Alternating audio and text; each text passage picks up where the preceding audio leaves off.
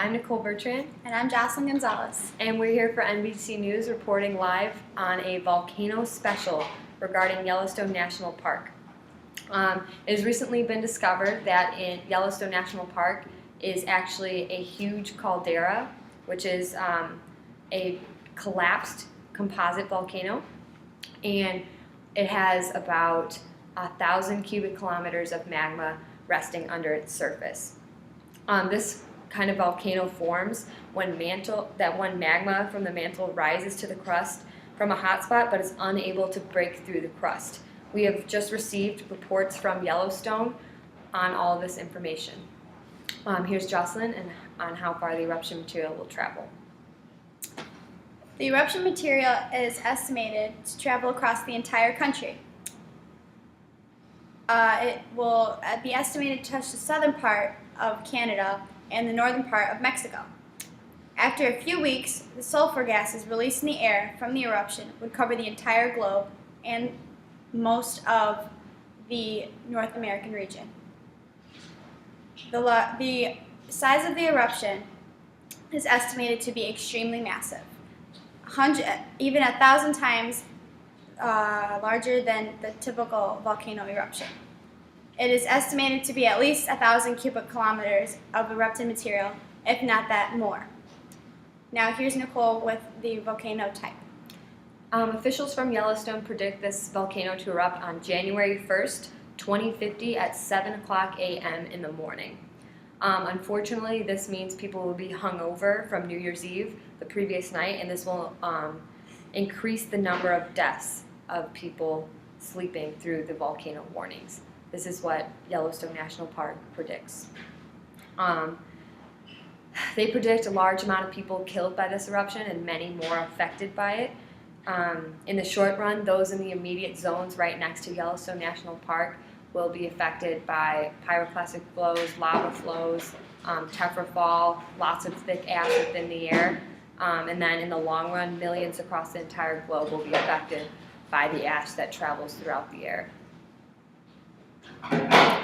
There's also going to be many effects that this eruption will have. Now here's Terry with a visual of the estimated death toll. Alright, my name is Taruda Jagachira, and I would like to talk to you about a potential explosion from a supervolcano in Yellowstone. Yellowstone is approximately positioned here.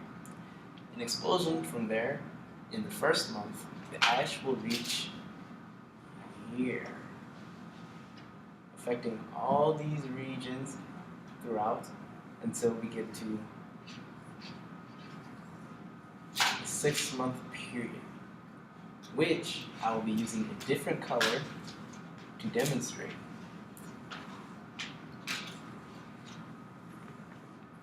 This is the first month and a half. This is 6 months.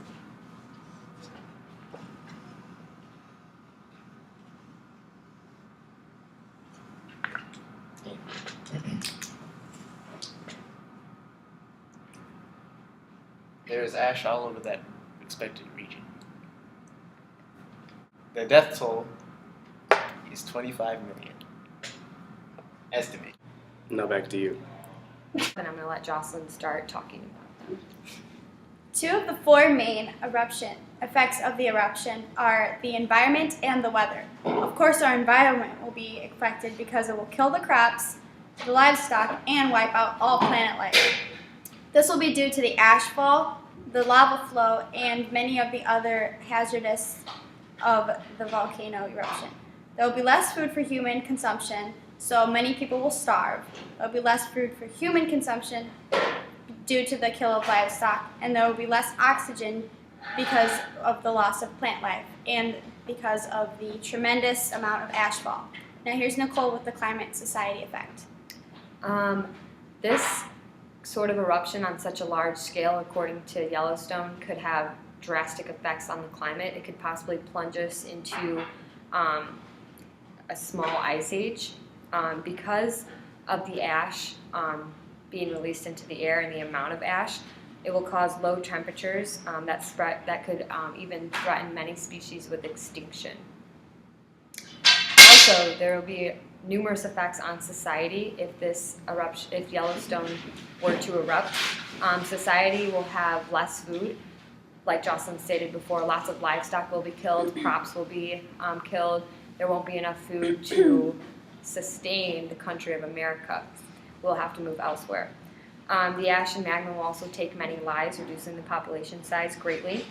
Planes won't be able to fly in the air for months to come because the ash clouds will be blocking the airways. There will be no possible way for the planes to see anything. Power will go out due to the ash getting in the electrical cords, getting into power plants, all of our sources of energy. People will have to go without power for who knows how long. If we do get plunged into a small ice age, it will change the way that people live entirely. We will need to build better homes to keep warm, especially if we have no power or electricity. We will need to figure out how we are getting food, especially if livestock and crops are not available to us anymore. Possible eruption at Yellowstone would be extremely life-challenging. Life would be changed as we know it completely.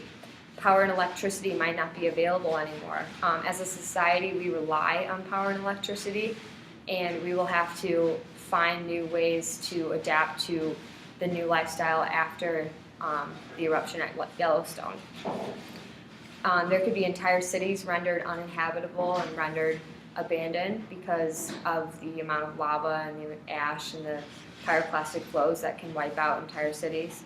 Ash could even potentially get into the water supply, so we have to find a way to combat that, find a way to purify our water. There's also the people that are affected in the immediate area. Their bodies might not be able to be recovered for quite some time. By that point, with decomposition, the dead might be unrecognizable. So thousands of people could end up being unaccounted for. So we have to take that into effect as well. This volcano, the Yellowstone caldera, is located on a hotspot location near convergent boundaries, and scientists have found that it is very probable to erupt. They just don't know exactly when, but they predict January 1st, 2050. Now we'll send it over to Corey with an action plan for the planet. Go ahead, Corey. Just this morning, FEMA has issued a disaster relief plan if a supervolcano were to erupt. Stock up on water, food, and the survival necessities, and seek shelter underground. For those outside of the country, people are advised to wear masks and attempt to stay inside away from toxins. After the eruption stops and the ash clears, life will be challenging. The country will fall into a state of recovery. Education will be put on halt for the time being. Housing will be scarce but will be provided at local shelters such as hospitals and colleges.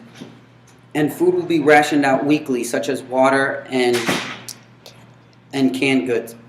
For the long run, the United States is going to move to Europe as we seek shelter and refuge from other countries that we have alliances with. Good. Thank you, Corey, for that important information. However, there are only a few flaws in this plan that is expected to take place. One being that our United States, well, most of our United States population would have to adapt to the new European population, which involves culture, food, rules, regulations, and laws.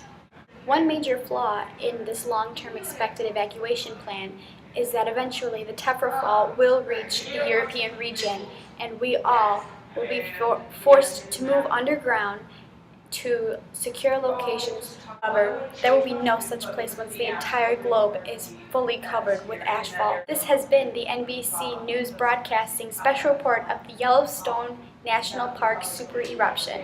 I'm Jocelyn Gonzalez. Thank you for watching.